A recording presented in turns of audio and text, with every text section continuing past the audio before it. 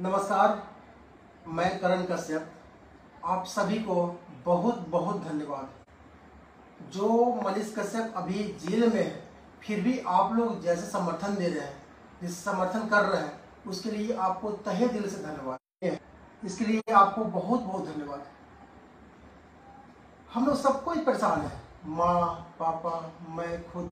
हर जगह मैं जाता हूँ, हर जगह दरवाजे खटखटाता हूँ, कोई मेरी प्रॉब्लम को सुन ले, कोई मेरे दर्द को सुन ले, मेरी कहानी सुन ले, लेकिन बड़े लोग नहीं सुन पाते हैं। सच्चाई है। आज मेरी नानी का भी वो मौत के सिंहासन पर बैठी हुई है।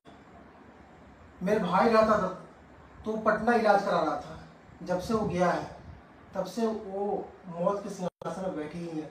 आज उनका डेथ हो जाए, कल डेथ हो जाए, परसों डेथ हो जाए। वो मनीष के वियोग में वो भी पागल होती जा रही है और लास्ट सांस गिन रही है। फिर भी कोई हमारे सपोर्ट में नहीं आ रहा है। आम जनता को छोड़ के, फिर से मैं बोल रहा हूँ, आम जनता को छोड़ के जो जनता है वो हमारे सपोर्ट में अभी भी है, कल भी थे।